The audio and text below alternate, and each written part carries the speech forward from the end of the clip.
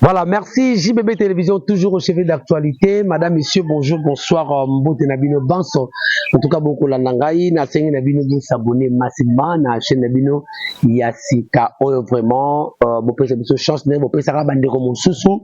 Donc, vous s'abonnez. Toko qui s'appelle 1000 abonnés, 4000 heures, on ça la bien mingi. Merci de votre nyonso.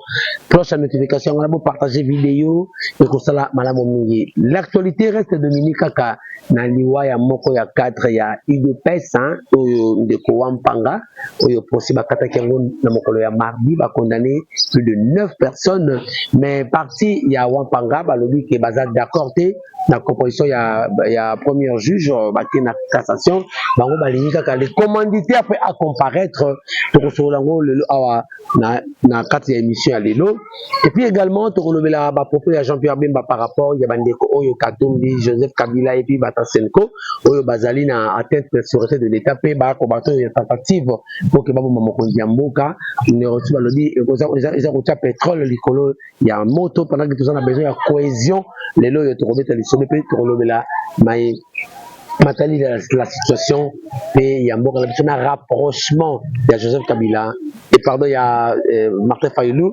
na ndeko Félix Tshisekedi ça peut changer de donne limité to kolobela ngo lelo nazara wana mwana mboka chocho oyo azali moko ya ba proche ya Tshisekedi wa mulumba moto passer la kabato carte ba kusala lelo oyo na IDPS moto asala ngo utali boso ye wana membo oneti lelo azwa pete alela rambo oneti lelo na ba secrétaire général nyonso aleki ya IDPS ndeko chocho mbote na yo ouais ils ont mokolo ya liboso na émission de Congo na JBB télévision mais ça peut la première raconte on est en ebele hein ouais yamba ebele mais c'est moi trop ya rozala na JBB télévision lelo m'a souhaité plein succès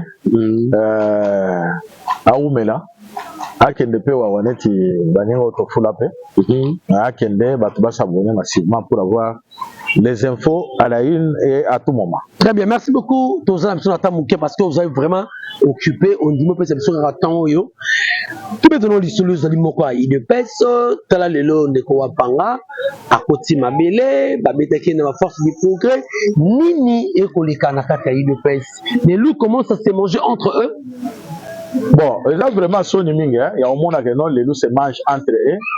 Déjà makambo Sony penza o ezoli kana lelo na kati ya peste romo boma na biso au lia mutuna bike sala ndenge bana ko sala maliboso lelo ekomi ko boma na biso c'est là vraiment Sony commanditaire ya liwa ya Wampanga il faut comparer ayebani celui qui avait prôné de menaces de mort ezaka buya ezaka buya ezaka kama bomba te ezaka buya parce que tozala ba appel nyonso biloko nyonso menace d'abord Wampanga va kufa il avait porté plainte contre Kabuya ba menace de mort mais ça dit que boyoka soneta nous allons nous impliquer au vrai sens mais si aussi ba katiba kambo déjà ba condamné ba otondo soki otondo na groupe na bande wana za ba voiture nan na mona procès moko expéditif netio wana c'est-à-dire kanyake tambolaki kanyake tambolaki ba visiter ba to bobeta bo cho pour na kosala bo kosala wana za ba voiture procès ke na ngana te yo ba no mona te so ba diba sitenga comme X bokata kuna te bazolinga te wana esimba te biso toke la cassation ba lever militaire à Kabuya loba parce que ba pétion na bango Wampanga te Wampanga zaki na bango problème na bango il y a quelqu'un qui les a envoyés pour aller ridiculiser Wampanga ko humilier sans connaître son état de santé na excès de zèle na bango ba ke ba sali au-delà.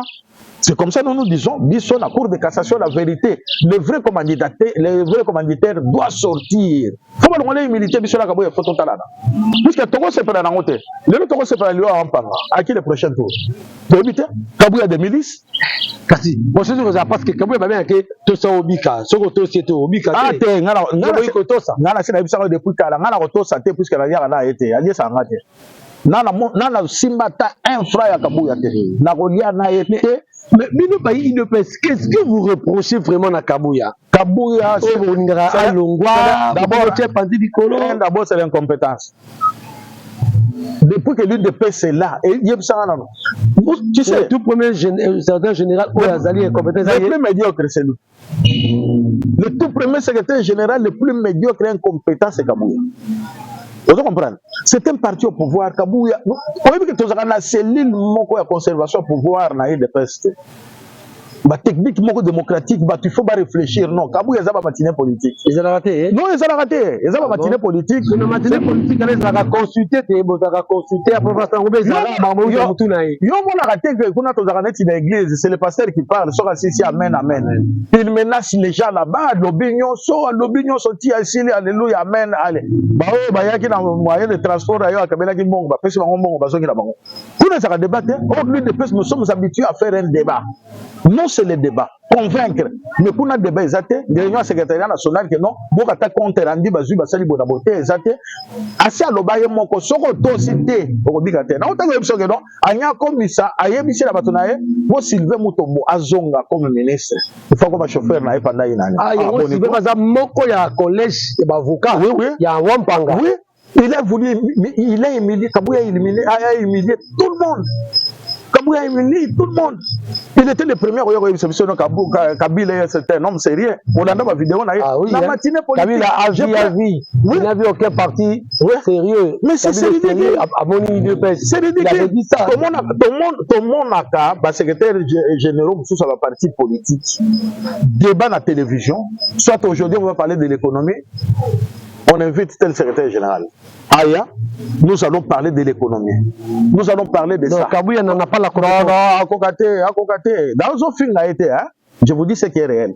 À moins que à ça, là, n'a pas tellement bon, n'a pas tellement bon. À Kokate, bien qu'on a Kabouya à Kokate. Kabouya, ça, tout le monde béni que non, Fingatel, le Baboye, Salaboye, pour intimider Bisso, le corps chef de l'État, Chichotakana Nito, Inaye, trafic d'influence, c'est ce que Kabouya fait. Donc la personne m'a tenté Takaï, Zali, mon compte. Non, mon compte, m'a tenté Takaï. Nabilo kwa sala garababa nif officiel au termine tapis rouge au télémi au bengi Kabouya yaka non ils ont raté c'est pas les Kabouya dit bon on a raté tout ça au bika ba na dit pèse ba yeba côté la salle mo konza télémi azo ça Jacob ya omoni oyo mo konza oyo non ils ont raté yo za tata to za libota moko soko combien juste la mort va entrer par là soko combien juste la mort et la sorcellerie va entrer par là et puis c'est fini c'est ce qui se passe aujourd'hui. C'est ce qui se passe.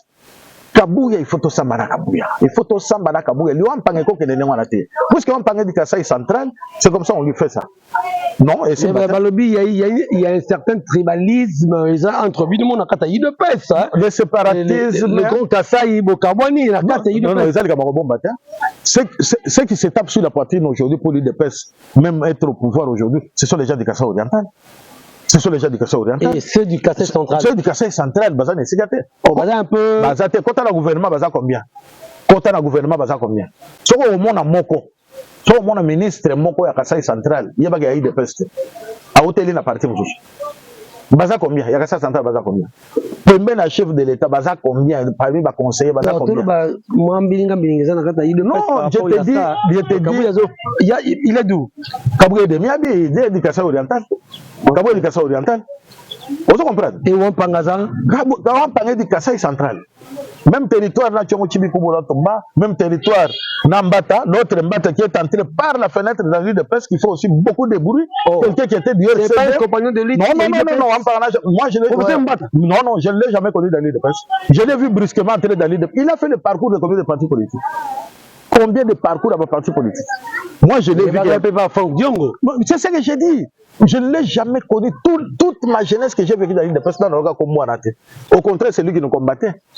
C'est lui qui nous combattait. Mais il dépasse comment vous dirigez? Vous êtes au pouvoir en même temps. Non, Félix, le président Félix est injuste. Il y a une confusion. Hein? Le président Félix est injuste par rapport aux combattants de l'UDPS. Il y a Kala pour éviter tout ça là. Tout ça là est nini. Biso to bunda. Les lieux comment que non. Bino bo bunda qui. Mais bo PC Félix est pouvoir. Amo. Oso monanda ku sa fondation. Oso monanda ku sa fondation. Nous, c'est la fondation. C'est ce que tous ces petits-là, même Kabouya le dit, c'est comme ça, petit mogo.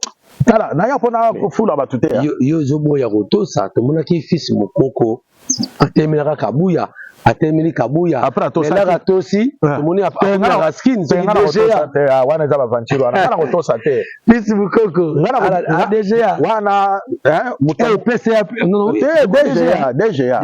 Omoni ayebine ni na zuango. Hein? Mais c'est grâce à Toso Bika.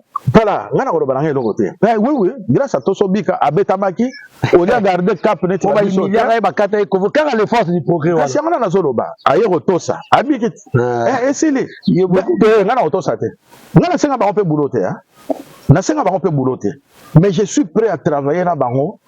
Ba norme nyonso normal mais ba futa na no lar na ngona monena parce que c'est ngapa na futa ba ancien travailleur na parce que compagnie na nga ekufa je me suis sacrifié toute ma jeunesse na sala mo eloko na ele saraba na nga parti ezaki na eloko te na fournir 2004 na yo fournir na 2013 que non parti ezaki eloko te ba pesa na tambo oyo bande kwa yido pesa bazana ngo lelo mutu asala ngo yeye non ata motema bango donc ndeko chocho osala ngo pe na mbonga yo moko baba ba kozongisela yo mais bazongisela te depuis le vivant ya Etienne Tshisekedi oui bien ba noko faire comprendre nya chocho laisse voilà ce que nous allons faire mais bientôt bien voir mais est-ce que le président Félix c'est ça concurrent ayebi pourquoi pas payer 40 000 $, c'est quoi au moins contrat ça que 60 jours après livraison il faut pas foutre mais compter 2004 tilelo na bakato na sala na 2013 tilelo na 2013 j'ai imprimé encore 1 million de cartes que j'ai remis à ma voix. Très bien. Alors maintenant qu'est-ce qu'on peut retenir par rapport à Makambo ya Wampanga? Cour de cassation. Pour y la vérité qu'on a Kabuya il faut humilité. Décision wana za aventure wana non wana za aventure wana ba bombi ozo comprendre ba bombi ngolo azana se ba petana ba se sacrifier ba limba ya ko lobera ngere ba kozana prison ko tata ba kondana biso eza biso te tel mutotina biso au moment procès facilité ba futa ta ba balia ka ona no ezala moto o ba aventure bino bosali kuna pona biso wana za ba aventure na bino biso to yekoto puisque nous connaissons les commanditaires. Très bien. Voilà, merci beaucoup madame messieurs, je crois que Wampanga bande ko bakatele ba juge bakatela ki mes familles boyi famille lobi ke to ko kene na cour de cassation ba ko ba lingi commanditaire c'est leur famille on a qui ba image ba ko ba que c'est le secrétaire général Aronda président l'ancien secrétaire général de peut-être secrétaire général parce que moi je ne l'ai jamais reconnu comme secrétaire général. Ah d'accord, l'ancien secrétaire général lobi Kabuya balobi yene la commanditaire selon famille na selon bato boko yoka de basengi il faut à comparaître il faut le bon qui vivra verra.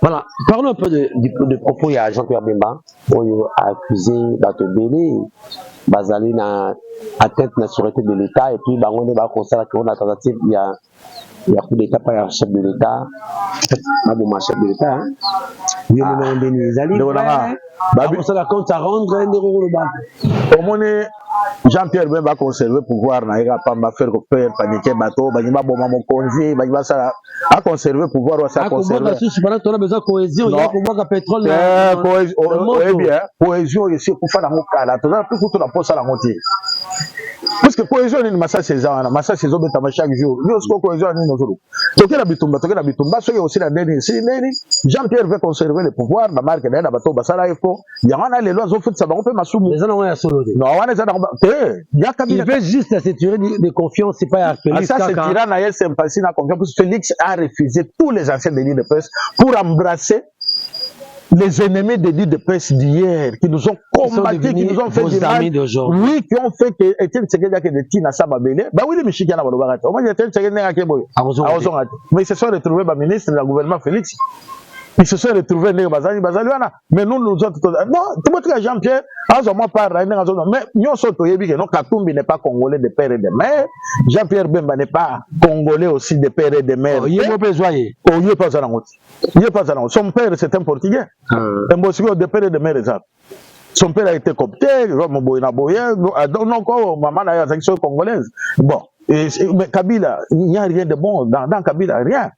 Rien. Au moins, nous sommes soit comme le président Félix. A renouer puis le président Félix Boyete, il y a la flatterie pour conserver moi par naïe. Non, Bemba c'est un renard. Non, c'est un renard. C'est là qu'on a place on a au Balo Samandou. Très bien, tu vois bien d'emploi là-bas. Au moins, tu as biso les moi sur des lignes de presse à Tana Sali, na longwa na gouvernement au Balo Samandou qui contrepartie na raté. Mais Jean-Pierre, bango nyonso wana ndenge na ba FN bazana. Bazana ba parti na bango lobby esili ba ko Balo Samandou qui contre.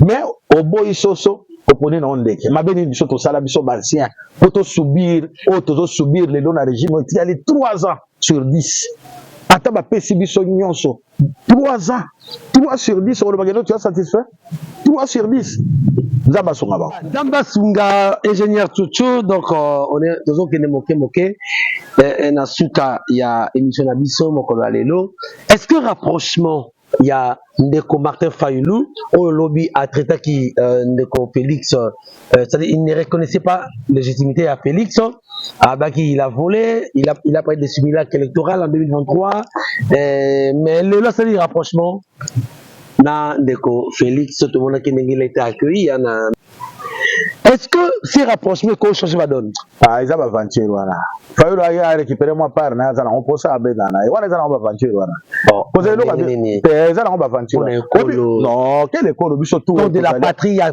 suggéré quand de la patrie na yebisa ko na émission songolo kala et Ndeko Jimmy quand tu vois un parti présidentiel se déchirer même la nation va se déchirer.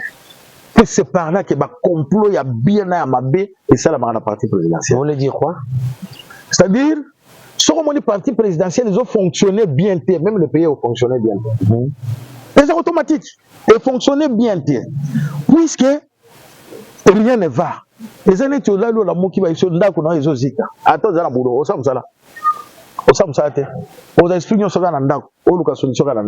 C'est ce qui se passe aujourd'hui. Martin Ndeko, Benda Oyoko Benda, Ozonga. Non, Martin c'est quelqu'un qui dit le matin autre chose, le soir il se comprend. Il est constant aussi. Il est très inconstant. Oh non. Mais ma prévision sur les alliés. Fayoulou mon traité président Félix, il y a un jour qui a président Félix. Élection 2023. Machine à voler, à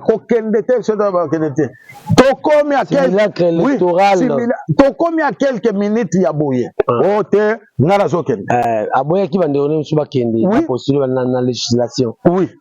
Admettons qu'à l'école, c'est pas là qu'on a un problème avec la majorité parlementaire. C'est ce que j'ai dit. Oui, on a vu. C'est l'une des causes du problème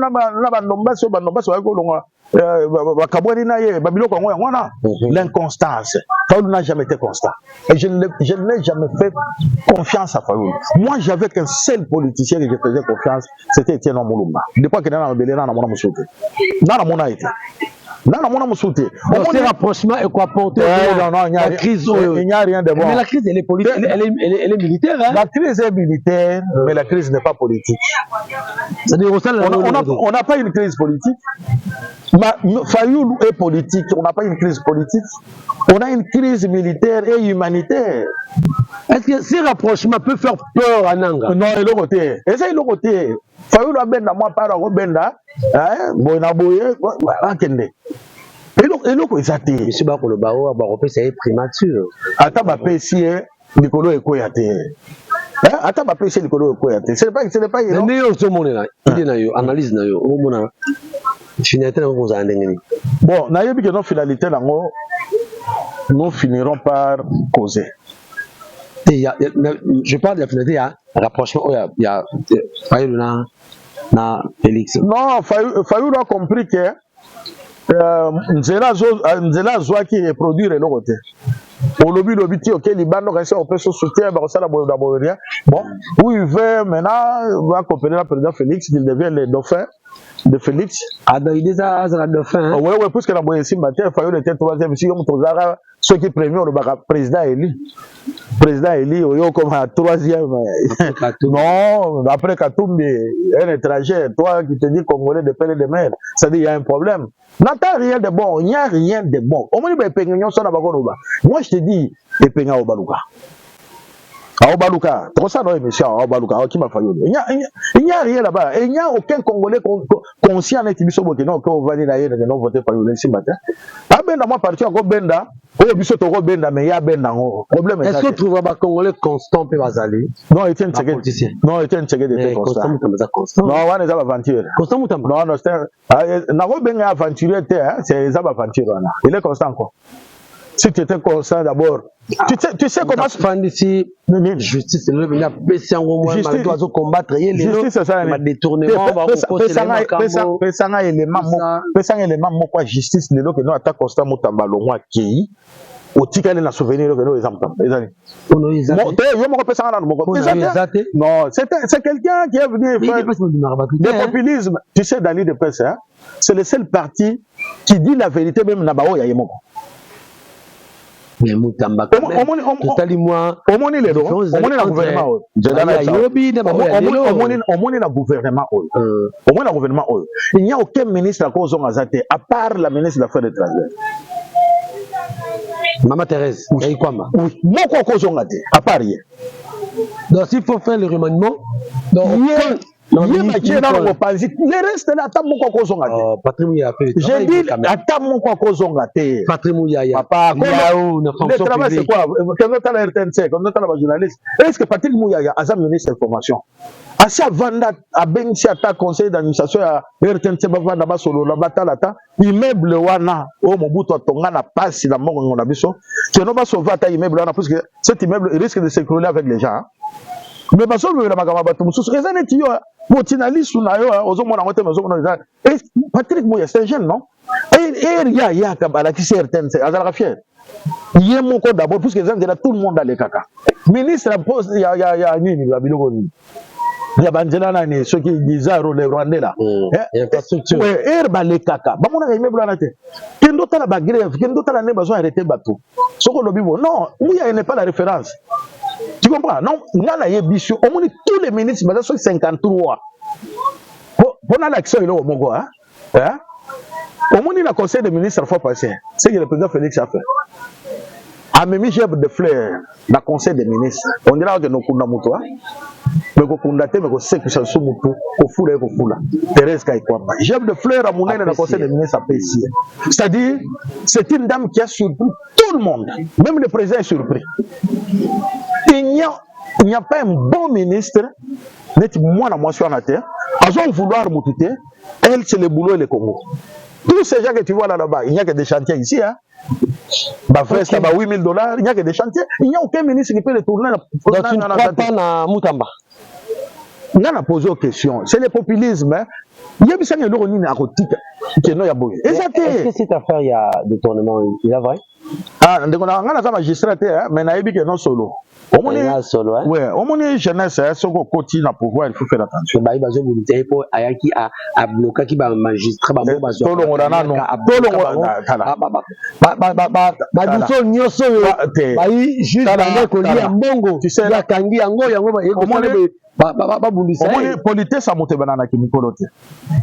M'avait prouvé sa petite éducation à Zoua, les jours où Premier ministre de la salle, il y a Koti, mon conjoint à la salle de Banazo, j'ai ça l'odeur ici, vous offrez le Premier ministre. Il manque du respect. Oui, mais ça prend la base. Quand tu vois déjà quelqu'un qui se comporte ainsi, hein? Quelqu'un qui a bouffé avec Kabila. Toi, tu vois que tout ce que Mutamba faisait, il faut arrêter Kabila, va payer 450 000 $. C'était pour alerter Kabila, qu'on préparait déjà Kabila, et non, il était malin, hein? Il était malin. Il faisait tout ça. Même les gens disent qu'il aime protéger Louara. Mais c'est ce que j'ai dit. Kabila a rejoint terre d'exil, même na poto pour la montagne. Il y a mon temps. À d'autres traqués, à d'autres ça y passage, à d'autres mollets là. Tout ce qu'on comprend, ma mission, Louara le leçon à Zumukanda normal. On a un ministre, c'est lui qui a permis à Louala. En faisant ça, c'est ce qu'il est tenté de faire aussi pour Kabila.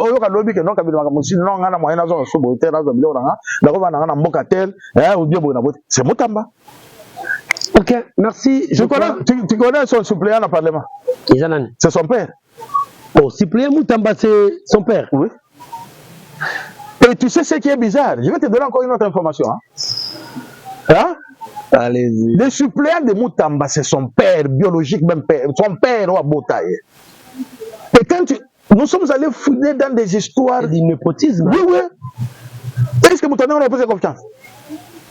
Et ce qui est bizarre, Koti tiers tozo fouiller biloko pour trouver le vrai suppléant ya Mutamba baza en vie na premier suppléant na deuxième suppléant baza en vie mais ba koti bango te ba tia bango mopazi bazui oyo azalaki kutu na liste te atanene te oui bazui père na ye ba tia na caméra yebi kopo wana.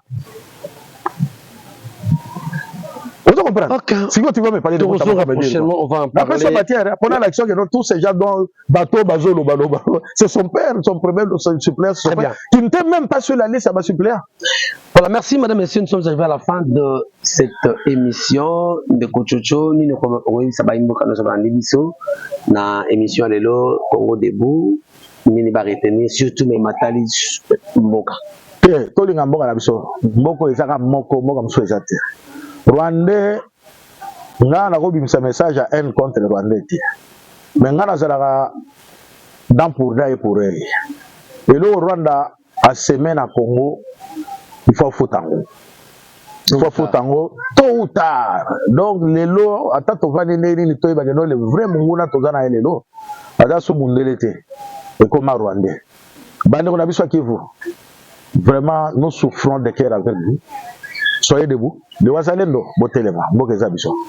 Nous, du Kassai central, Baroko Megate, puisque les Camerounais 100% là-bas. Kabou et l'Oko Sali Wampanga. Non, les vrais Camerounais 100% là. Nous sommes là. Les Camerounais 100%, nous sommes là. Puisque nous sommes attaqués par Kabouya, vraiment. Oui, le président de Bagay Loromongo, il y a qu'une seule message à haine. C'est un message à haine. Non, quand j'entraîne Naï Kassai oriental. C'est une vérité. Il y a déjà, Nassina s'est préparé en haut.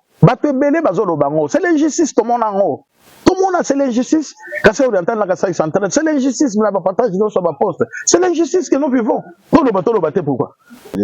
Suivez l'émission, Tinasuka, abonnez-vous. Dego Jimmy, vraiment merci beaucoup. Merci. Le soutien total. Mais nous continuons la lutte, quelle que soit sa forme. Mais mon argent, attention, payez-moi mon argent. Ça, c'est mon droit. Merci, madame, messieurs. Nous sommes arrivés à la fin de cet entretien. Oyo Salaki, Nande Kochuchu, Azalimo, Koyaba proche, Tshisekedi, le Moroyaba 4, bien sûr, mal compris. Il y avait des cadres mal compris. Il y a IDPS, le Oyoba Kota Makamosika, à Boyera Zane, Bourouette. Il y a Bande Kobele, le Loyo. Moni batuba kolia ba babundaka te ba fondation batikala ka batwati marmo kolia ba momo la kinzo to wenda mais ndako bandane na fondation. Merci beaucoup en tout cas vous pouvez faire confiance na JBBD vous pouvez faire confiance à batebele vous s'abonner massivement pour avoir soit tout ça l'émission soit tout ça analyse la actualité ou les kanamoko na biso